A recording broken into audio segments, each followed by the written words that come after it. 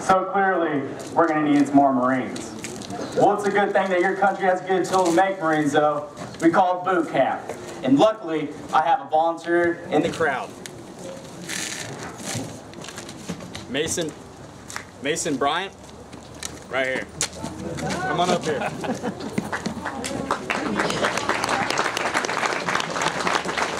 Yeah, you're fine.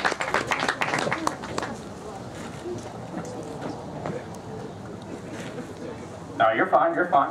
I'd rather take it off because I'm wearing it. All right. Now, Mason is my newest Marine. Now, because I can't just give him a rifle and a uniform and say, hey, go make yourself a Marine, right? I have to train him, give him the proper gear, and I have to feed him. So, Mason.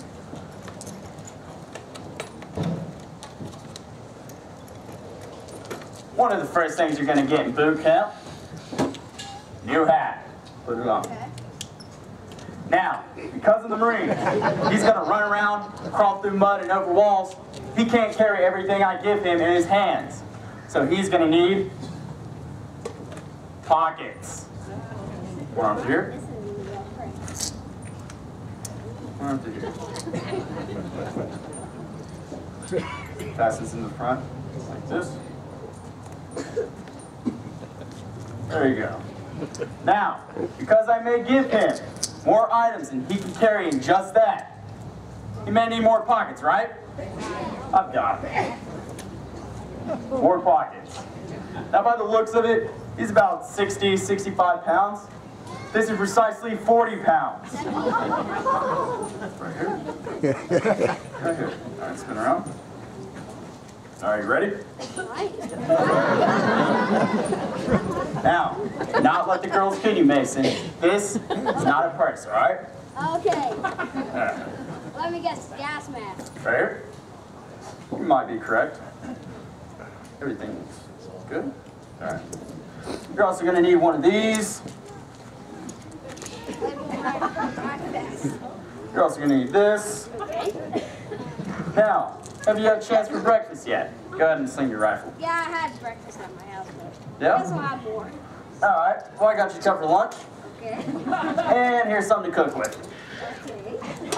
And there you have your basic let-out of United States Marine Riflemen during World War II. Now, on my order, I need you to get down on this sidewalk and start running laps around the combat zone. It's about a half mile, so you might want to get started. Okay. Hey, don't look at me, you volunteered for it. Just kidding, just kidding. All right, but seriously, let's talk about some of these items.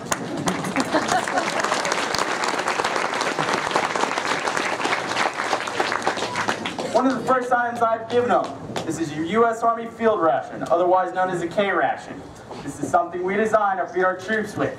They're small, lightweight, and cheap to produce, so we can produce these in the millions.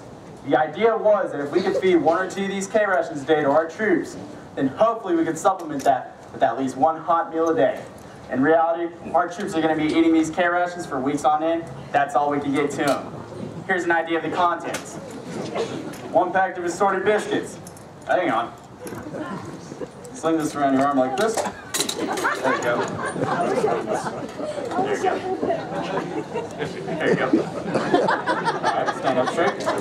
I'm ready. Hold this. There you go. As you were. 1 package of assorted biscuits. 1 package of lemon juice powder. 1 can pork of luncheon meat. 1 D-ration chocolate bar, made mainly of wax. 4 tablets of sugar. 1 stick of chewing gum. Now, can anyone tell me what the secret weapon is inside this K ration? Chewing gum. He's correct, chewing gum. Why? Because here in the United States we love chewing gum, so we decided to put in our rations for our troops going overseas. What that did is that gave our guys something that they could chew on to keep their mouths from getting dry. That would keep them consuming all their K rations at one given time. Also, it's loaded with sugar, so late at night when you're trying to stay awake in that foxhole, it's going to help them out. I've given him something to cook with. That's his mess kit. His mess kit is what he's going to use to mix his K ration in. Comes apart and becomes a serving tray when he does finally get that hot meal. He has his eating utensils inside, and he's going to keep this in his pack wherever he goes. This item I've given him is your U.S. Navy flotation device. It can be inflated by either breathing into the tubes or with CO2. The design was to keep our boats afloat in case one of them falls overboard. But if a Marine is completely loaded down with all of his gear while he wears his flotation device, do you really think this will keep him afloat? No. Believe it or not, it will. But if the Marine wears a flotation device around his waist while he has all of his gear on, the Marine will then float upside down. So we're going to teach him to lay it out like a log and dog paddle to the beach. I don't know how to dog paddle. This item I've given him a hard time about. Hold up. This is not a purse. This is actually your U.S. gas mask. Because the Japanese really didn't buy into the Geneva Convention after the First World War, we didn't know if they were going to use poison gases on our Marines when they landed on those beaches. So we decided to arm every Marine and every soldier with one. When our Marines found out that there was no poison gas on those beaches, they'd either discard the mask along with the bag, or they'd only discard the mask and use the bag for holding more items such as ammo or any other items you may need in the field. You'll notice I've given him a wooden training rifle. The reason I've given him that is because plainly put, when the war first started and we were bringing thousands of people in off the streets to make them Marines and soldiers, we did not have enough weapons to use. So a toy company came to our aid and said they could make us a facsimile of a rifle, meaning we can use this to start his training. And although he cannot shoot this weapon, I can teach him his manual of arms, how to properly aim down the sights, trigger squeeze, the basic functioning of a bolt-action rifle. By the end of boot camp, he'll be able to shoot a man-sized target at 500 yards with a real rifle. Go ahead and spin around. Let's show everyone your pack. What you're looking at is the new Marine Corps pack system, otherwise known as the M41 pack system. The M41 pack system contains an upper and lower pack.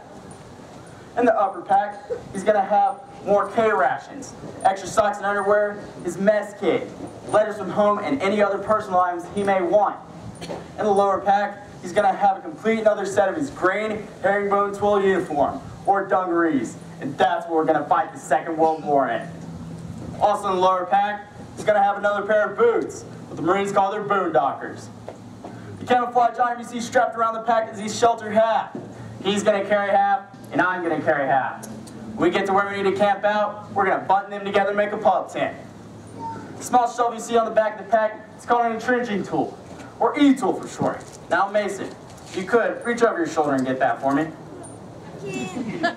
That's not going to work out too well, is it? So we're going to rely on the buddy system for this.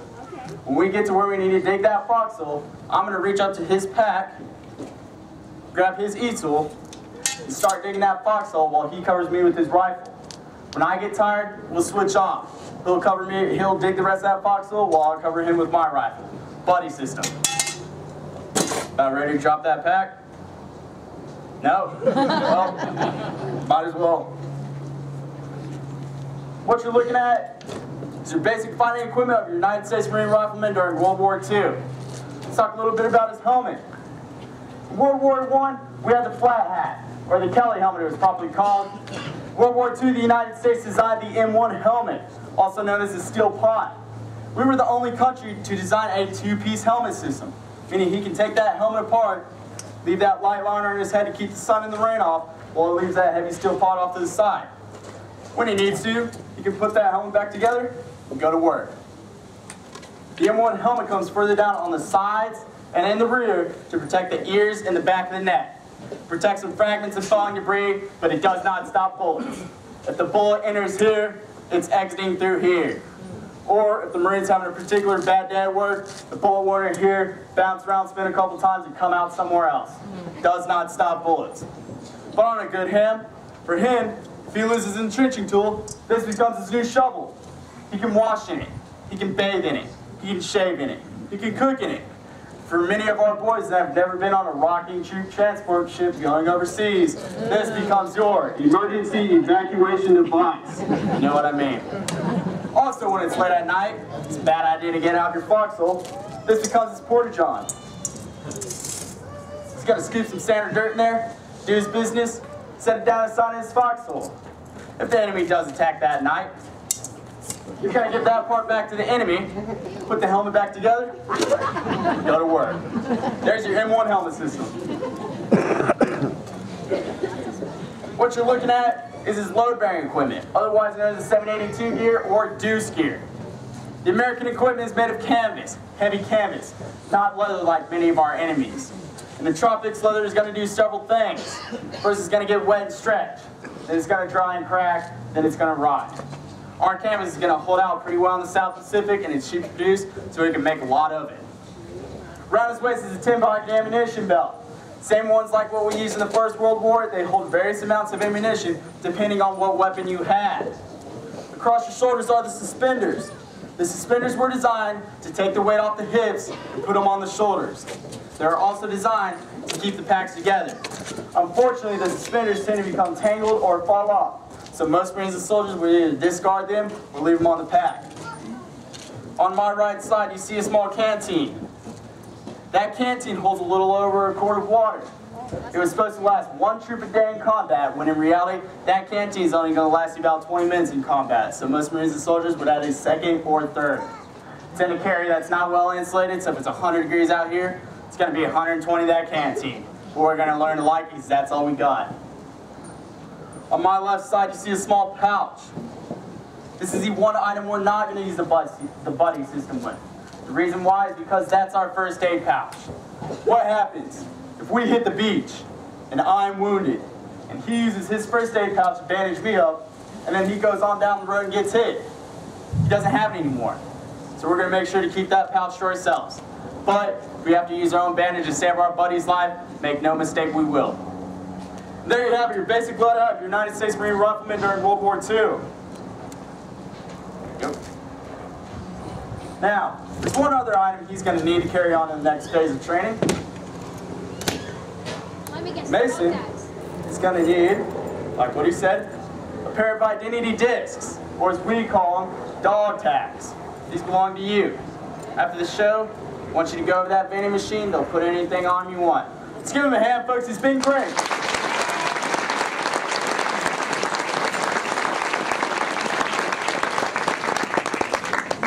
Now, you may recall me saying, before a Marine graduates boot camp, he'll be able to shoot a man-sized target at 500 yards with the weapon he is training with.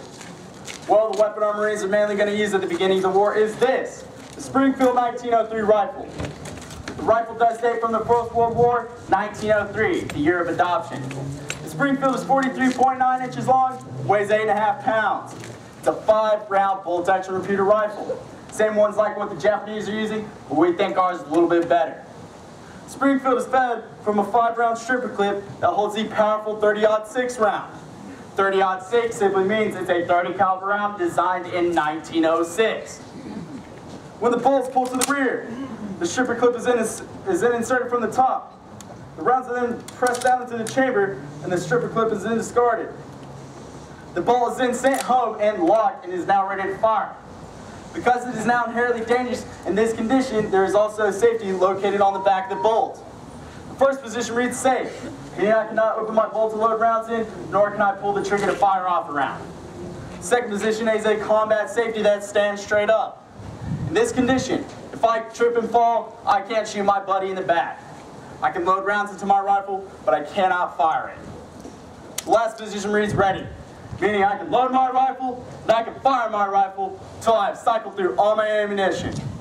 Ladies and gentlemen, I will now demonstrate the Springfield 1903 rifle. Please put your hearing protection in.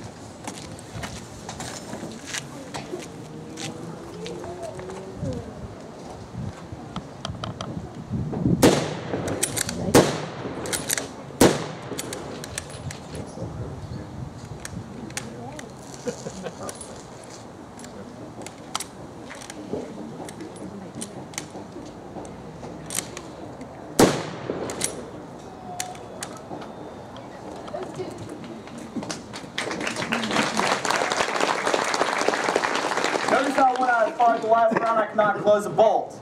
There's a bolt hold open system that's saying, hey, stupid, reload. The Springfield 1903 was a great rifle. It served with our troops throughout World War II. But to fight and win the Second World War, we're going to need a lot more modern weapons. Ladies and gentlemen, the Springfield 1903 rifle.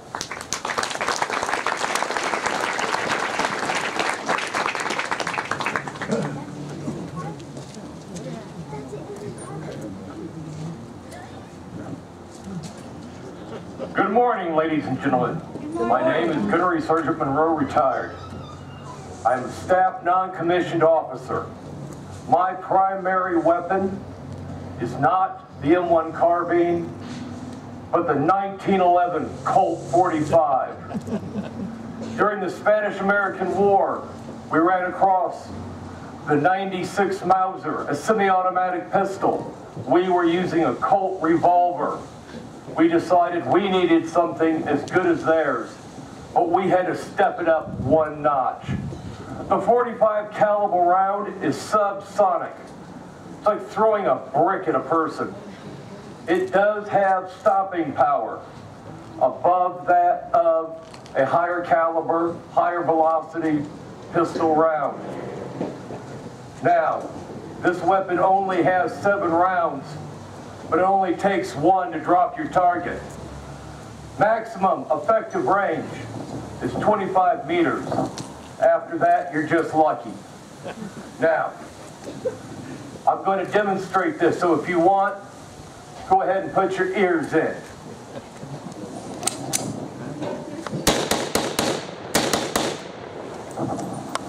Ladies and gentlemen, the Colt 1911.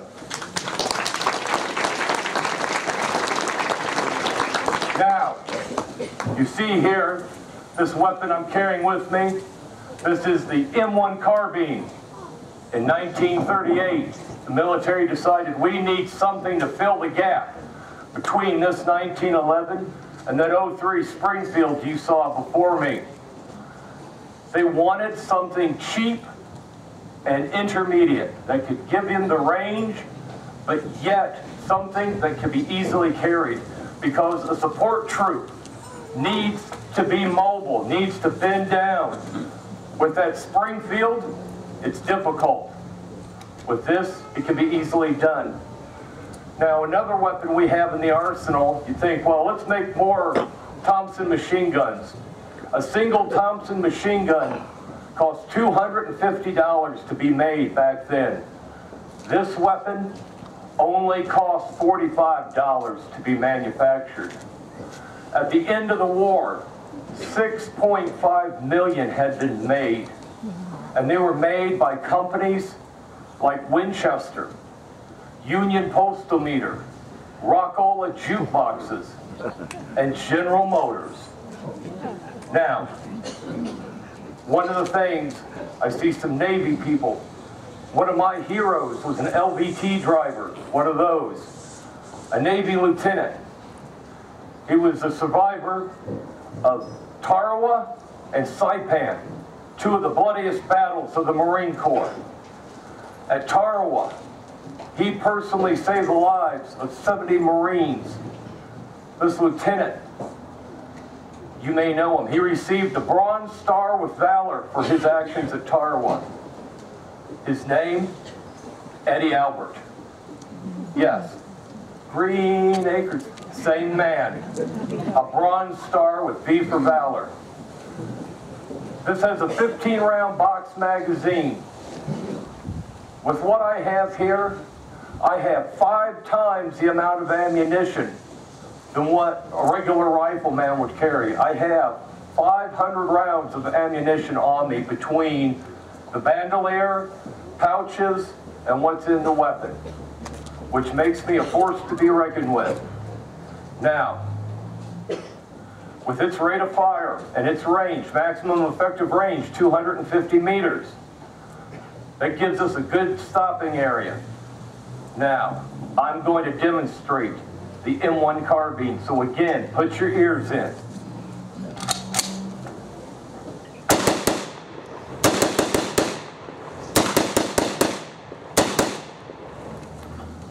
Ladies and gentlemen, the M1 carbine.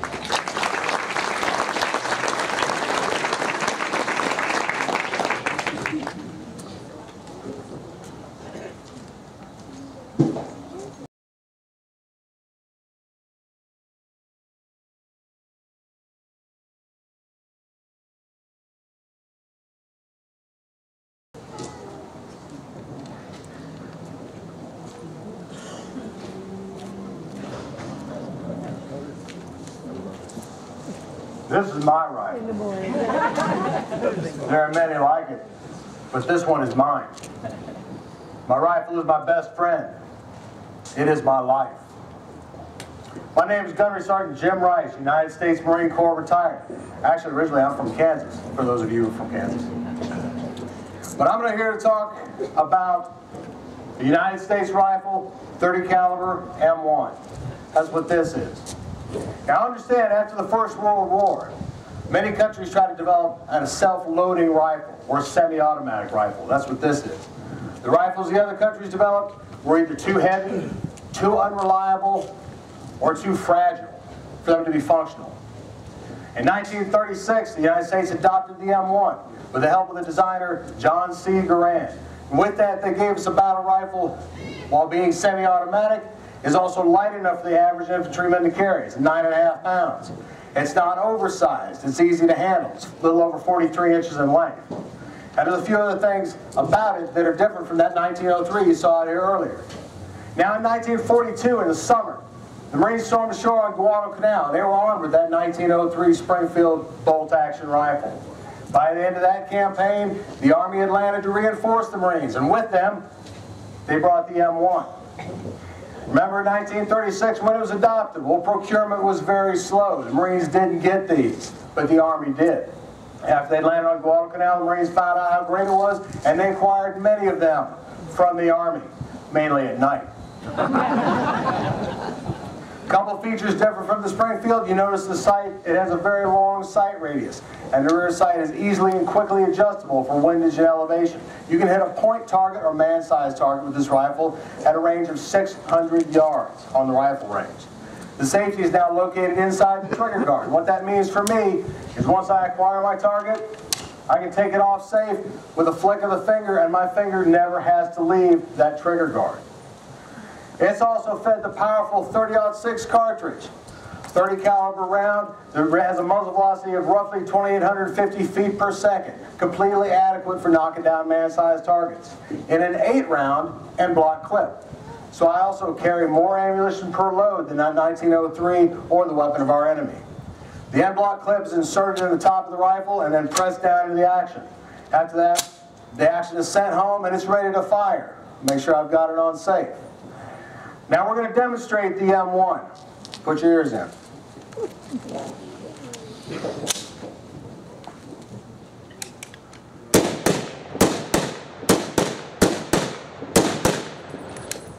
Now you notice we fired 5 rounds. Like I said, that's the number of rounds carried in the Springfield and the weapon of our enemy. The Japanese have become very accustomed to fighting an enemy armed with bolt-action rifles, and they had developed tactics such as the banzai charge, where when their enemy ran out of ammunition and had to reload, it was the perfect time for them to jump up, attack the enemy trench, and plunge that 16-inch bayonet into the body of the young Marine or soldier. Once we had the M1 in the South Pacific, where the fighting was very in close and personal, we had a little bit left for them. Show them what you got. 3 more rounds. So let him jump up one more time. I got something for you. General George S. Patton, an Army general in the European theater, called the M1 the greatest battle implement ever devised. In World War II, it played a big part while we had young American boys coming home, and German and Japanese ones weren't. M1.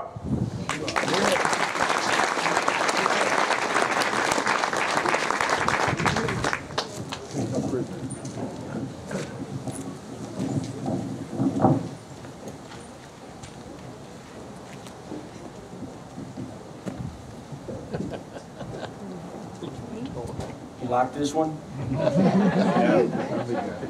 Ladies and gentlemen, this is the M1A1 Thompson submachine gun, better known as the Tommy gun. Now the Tommy gun first gained its notoriety not through military use, but that of criminal activity. The gangsters loved this particular weapon during those gangster years. But that would change when America entered World War II. And this weapon became one of the most iconic of the war. The Tommy gun is 33 inches in length. When loaded, it weighs in at 11 pounds. It fires a .45 caliber round. It is magazine fed. I have a 20-round magazine here. In my ammunition pouch, I have 30-round magazines. Maximum effective range of the Tommy gun, 50 to 75 yards. You gotta get in close. Rate of fire, anywhere from 600 to 800 rounds per minute. Now, according to some weapons experts, the Tommy gun had some limitations. One, there were those that complained it was too heavy. They whined about having to carry it because it weighed 11 pounds. Penetration, or lack of penetration because of the .45 caliber round that it fired. And a lack of accuracy, because the Tommy gun, when being fired, does have a tendency to rise. But to the men that carried this weapon, they saw no weaknesses.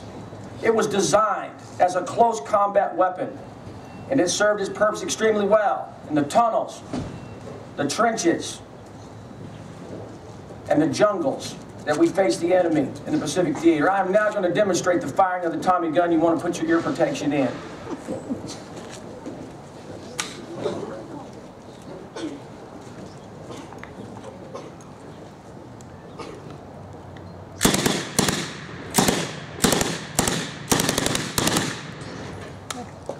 Wow.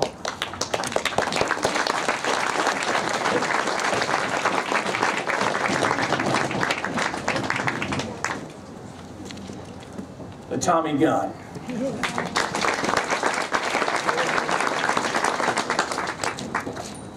All right, we need to get serious.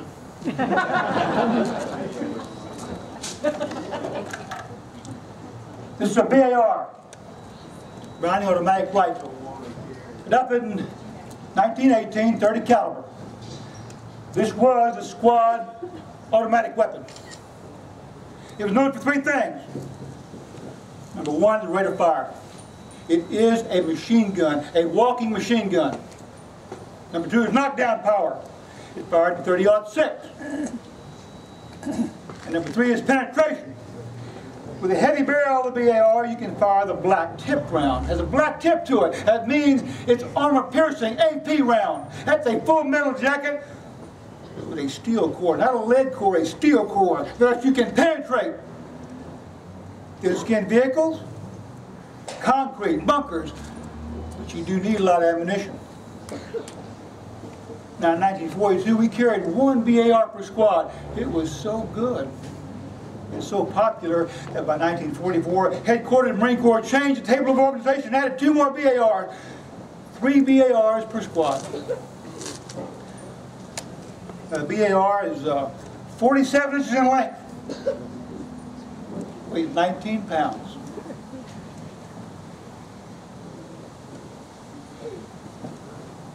Max effective range is 600 yards. In other words, if you can see him, you can get him.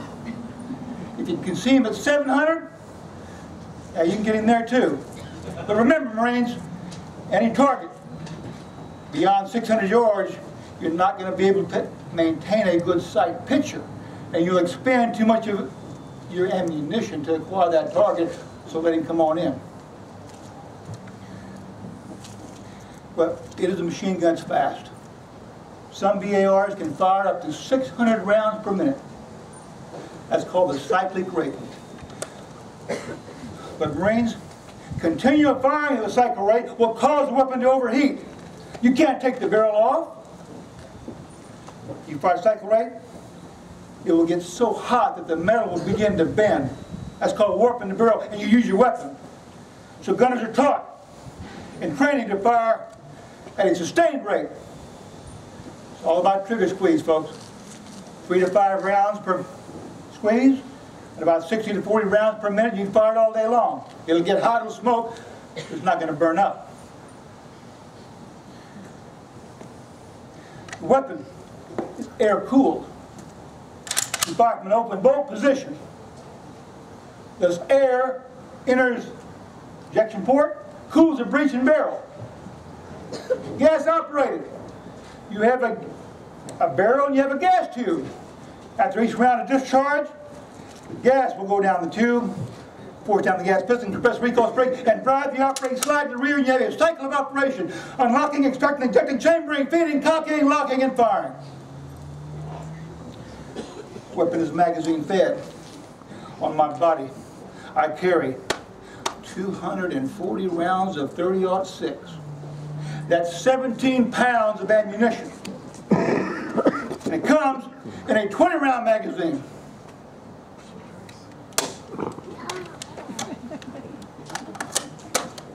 Now, I have a machine gun. I can't carry all of them. So, check him out. To my left rear, I have an A gunner. Assistant gunner, note the bandolier in his chest. That ammo is for me. Another 120 rounds with magazines. But he has other jobs too. He provides security for me, helps me in target acquisition, and more importantly, if I go down and become a casualty, he'll say corpsman up, and he'll become the BAR man. Now, in training, you are required to qualify the BAR 3 ways. The most stable way to fire this weapon is 3 positions. The kneeling, the sitting, and the most stable is the prone position using the bipod and the butt hinge plate. That means laying down. However, most Marines and soldiers would take off the bipod, carrying, handling anything light or load, and go from the offhand. But remember, it's a heavy weapon. And since it is a machine gun, in a pinch, you can go right off the hip and underneath the armpit. Now, I'm going to fire the BAR, and on the receiver of this weapon, right in the steel, there are 2 letters grooved out. One letter says F, one letter says A. F means fast. A means awful fast. Also, in the stock of the weapon, the BARs had a spring buffer groove. You have a spring in here. So every time you fired that weapon, that spring would take the recoil off your shoulder. Otherwise, your shoulder would go down. All right, let's get it on.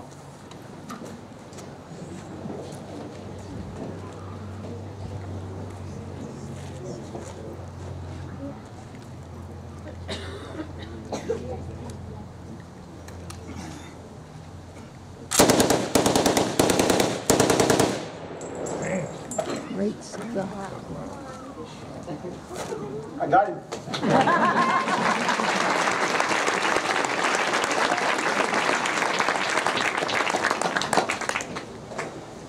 During World War II, there were over 208,000 BARs modified or made. And today, there are only a few left. And we have one of them right here. It's been cut up and put back together. And it'll always be here for you to see. But the man behind the weapon, out of those 16 million, today we still have with us 1.2 million. So tell a vet thank you.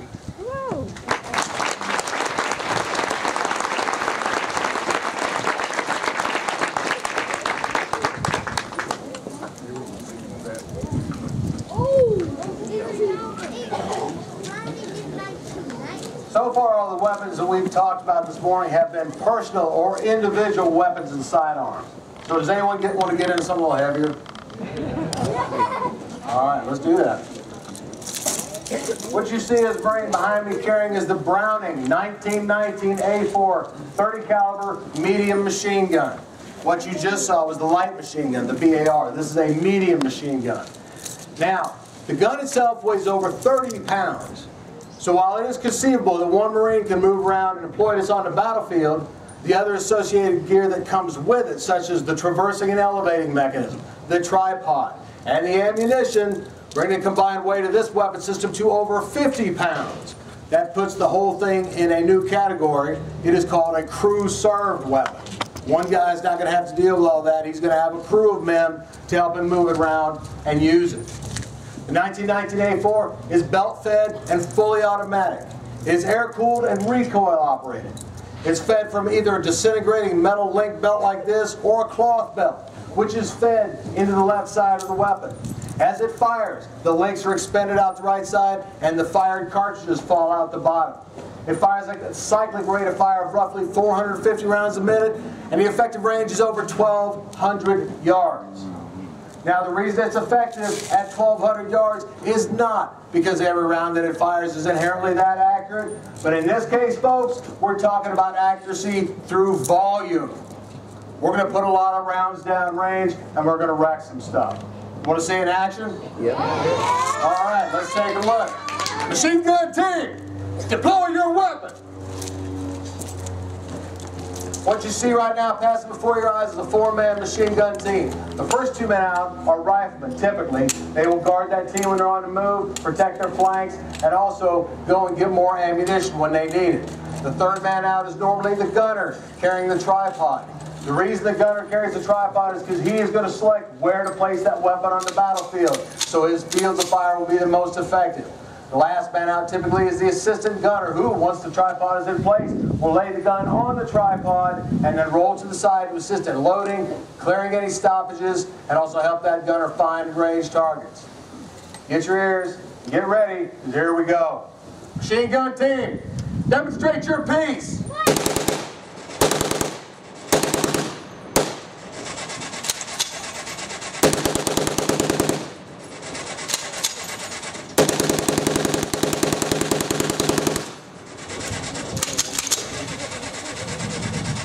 Done now?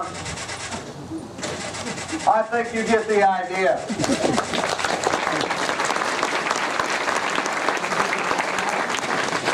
Now understand, the barrel of this weapon, just the barrel, weighs almost 10 pounds. It's made to take that sustained pounding.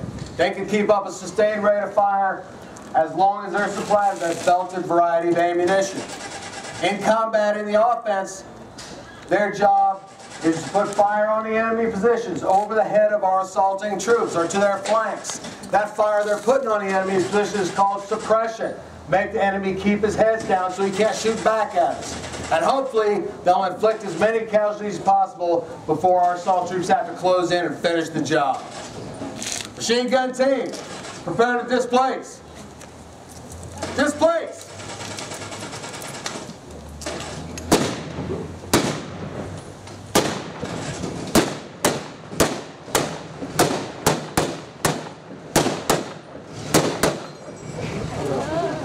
All right, good job, riflemen, keeping them safe like this goes.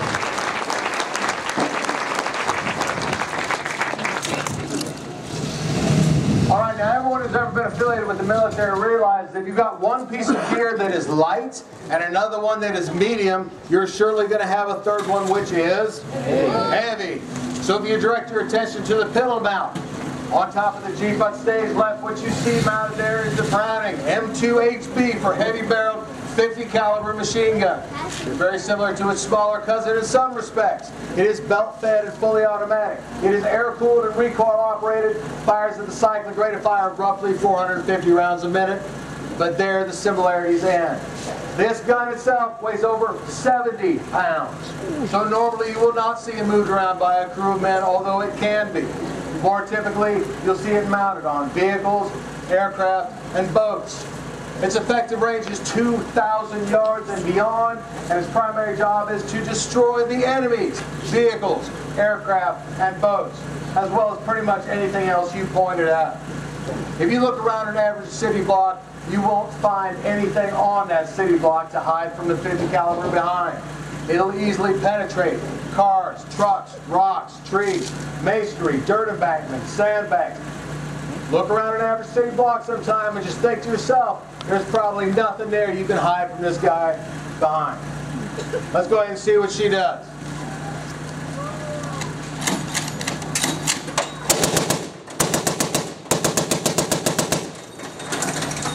All right, so I know you saw those rounds bouncing out of there. Here's a little closer look. Remember that 30 caliber, 30-06 ammunition we were shooting out of the 1919? Well, there's your 50s. And that's what gives it its destructive power. Adopted in 1921 as an anti-tank weapon, the M250 caliber machine gun, also affectionately known as Ma Deuce, can still be found someplace today in almost exactly the same configuration. Places you may have heard of, like Afghanistan, used by your U.S. troops even today.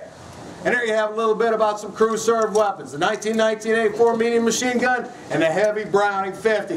Thank you.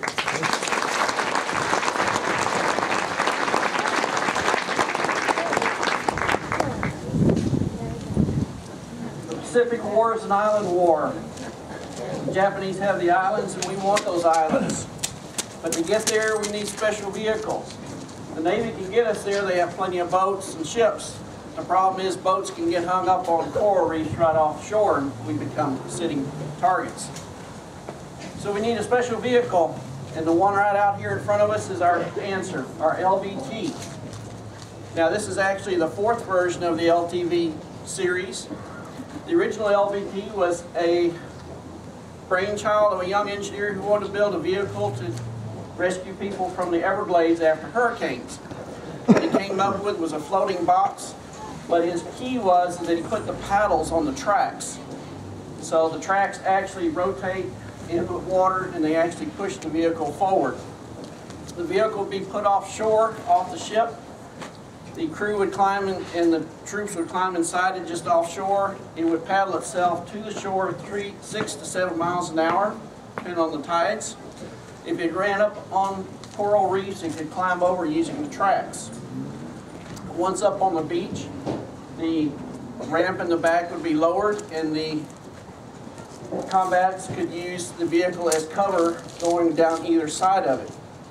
Now it's not armor plated, it's soft steel. In fact, the crew is given a bag of forks and a hammer just for that purpose. Once emptied, typically the wounded would be put on board, the ramp would be closed, and would back itself back into the water and go back offshore. Our LVT-4. The other two vehicles we have out here would be brought on shore probably after the beach was secure. We have our MB Jeep over there, quarter-ton, four-wheel drive vehicle with a 4-cylinder gasoline engine capable of 50 miles an hour. It has a 3-speed transmission, a 2-speed gearbox, and of course 4-wheel drive. Typically, anything you can put on that vehicle, it will carry. It's also light enough where 4 good-sized Americans could pick it up and get it out of a hole if they needed to. Our third vehicle is our half-track over there. Now that vehicle is actually armor-plated. It can stand up to small arms fire. It has a 6-cylinder flathead gasoline engine, typically a crew of 3, and you can put 7 to 8 troops inside and the back of it. Now the reason they went with the half-track or the tracks in the back was it allowed for a vehicle that could go farther and heavier on softer soil. The tracks themselves spread the weight out quite a bit and it doesn't sink down in the dirt. It's also front-wheel drive, and this one has a trench roller in the front in case it drops into a trench. Our M3 half-track, our MB Jeep, and our LVT-4. Thank you.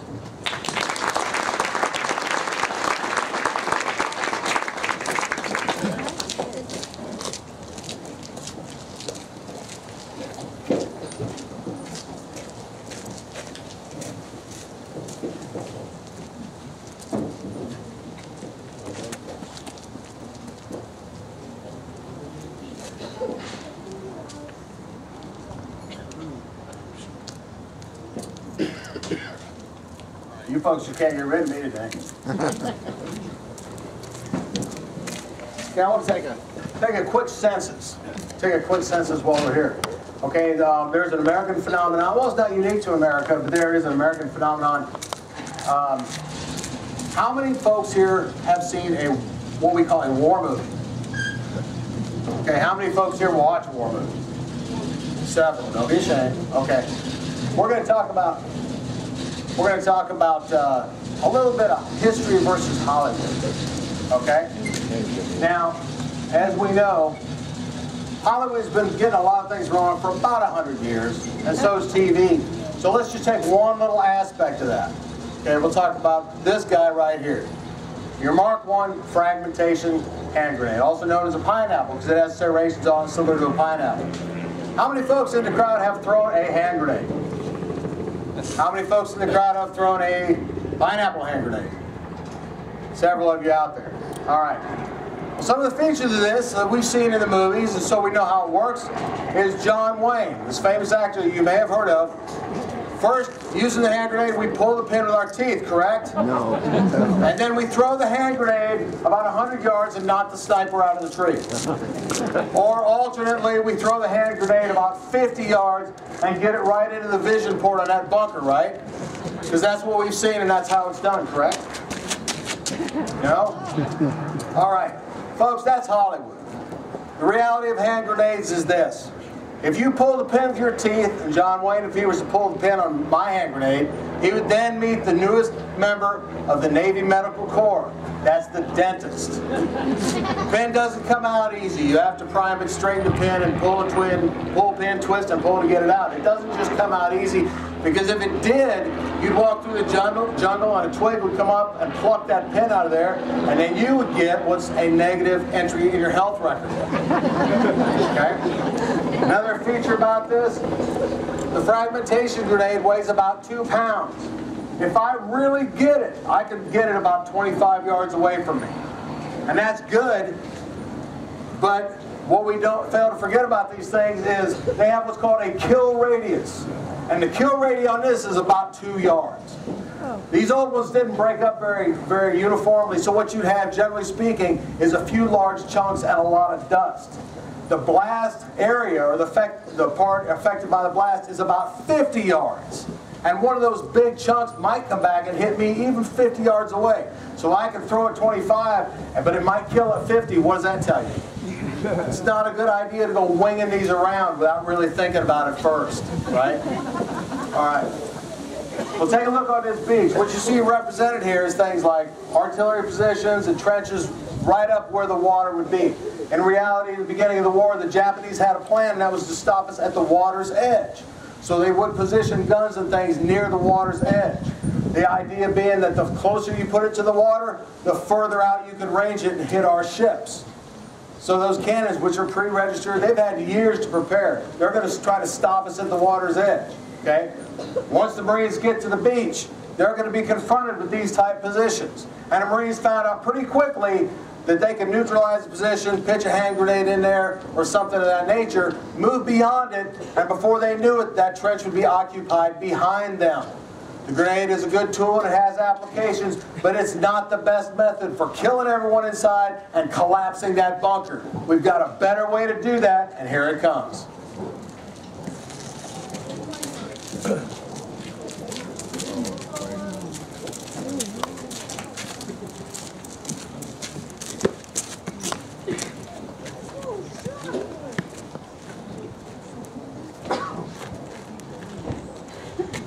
I'm back.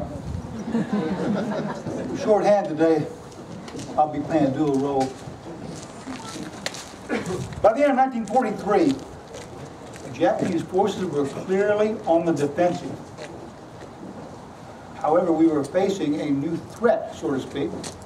The threat was fortified defensive positions. A fortified position can be as simple as a gun emplacement, as a machine gun bunker known as a pillbox, the command bunker by the flagpole, and the most difficult were reinforced cave complexes that went back thousands of feet. So the Marine Corps devised a combat engineer assault team. Why engineer? Because the weapons they carried were unique and only organic to the engineer battalion. The team was attached to one team per platoon in the attacking companies, the first wave of the Amtrak. We had to get them to the beach right away. The team consisted of a team leader. He generally carried an automatic weapon. He controlled and guided the team. The next man, he's got a nickname called Blowtorch. Get up here, Blowtorch. Now, his performance is about 4 seconds, but he is the star of this show. He carries an M2-2 flamethrower. It will burn, it will blast, and it will blind the enemy. It will burn the enemy by shooting out a flame about 20 to 40 yards. The heat from the flame will range from 2,000 to 3,000 degrees. However, there is a limitation. He only has 6 to 10 seconds of flame, and he is out of fuel. He has to go back, get a new tank, or get refills. So you really have to watch your trigger squeeze on this thing. Suffocation, no problem. If we can't burn them, we're going to stick that nozzle into the enclosure and give it a blast. It will burn up all the oxygen in that enclosure and replace it with deadly carbon monoxide. And that will cause casualties. Blinding, towards the end of the war, when the Japanese saw him coming, if they couldn't take him out, they would close up all their ports, all their openings. Thus they were blinded. We could see them, made our job a lot easier, they couldn't see us. How does it work? You have 2 groups. You have a tank group. In the rear you have two large tanks. The 2 large tanks contain the fuel, gasoline, aviation gasoline, diesel. You can put a thickening gasoline, stir it up, it will create a napalm, like a gel, higher heat, better accuracy. The small tank in the middle, compressed air, nitrogen. Once you turn the screw, the entire system is under pressure. Gun group. You have the fuel hose. You have a valve lever. The first valve lever will release the liquid under pressure. You can saturate your target, you can spray your target. And finally your trigger in the front. It will light a pilot light. When the gas hits it, you'll have your flame, and of course your nozzle, you can direct the flame. Okay, when he's done with them, he has a buddy named Corkscrew. Come on, Cork, get up here. Now they're tandem, they're hand in hand. He's called the Demo Man. Today he's carrying a satchel charge with 8 TNT blocks inside, a total of 22 pounds. His job is to get the satchel into the bunker. But if he gets it in, that's good. He will probably collapse most bunkers.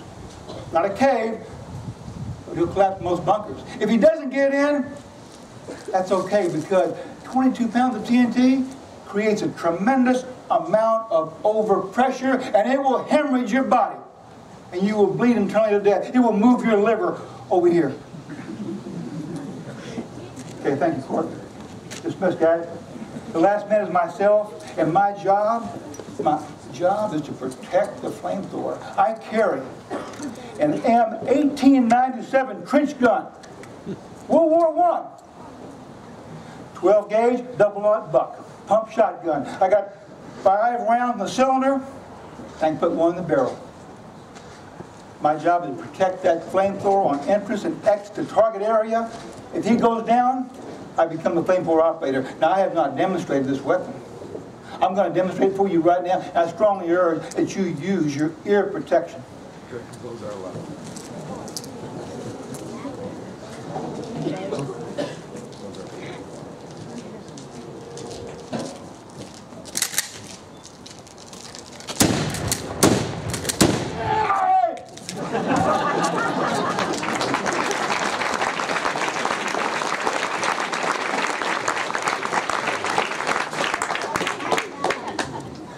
Now, we're getting ready to fight, folks. We're getting ready to fight. Now, about D minus, as you were, H minus 3 minutes. The tracks are in the water. We're heading toward the beach, and I'll see you on the beach.